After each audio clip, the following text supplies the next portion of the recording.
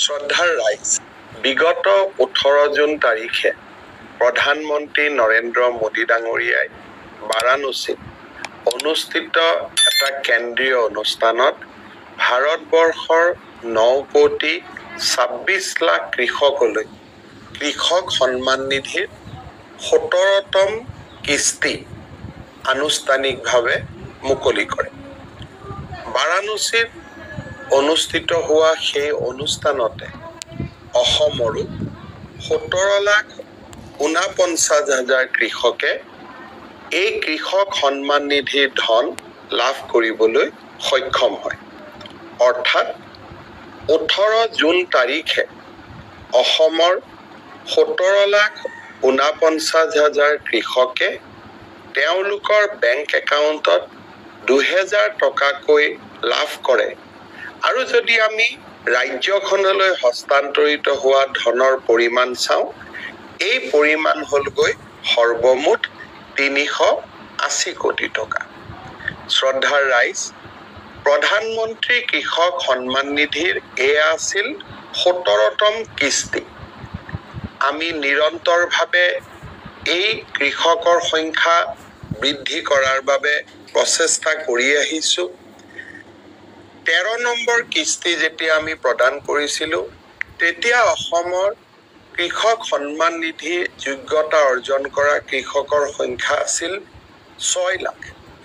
আৰু সেই সংখ্যাকে আজি আমি 17তম কিস্তিত 17,49,000 কৃষকলৈ বৃদ্ধি কৰিবলৈ সক্ষম হৈছোঁ।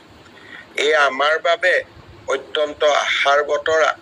মই এই অনন্য প্ৰাপ্তিৰ বাবে অসমৰ কৃষকসকল, কৃষি বিভাগ আৰু জিলা প্ৰশাসনক অভিনন্দন জনাইছোঁ।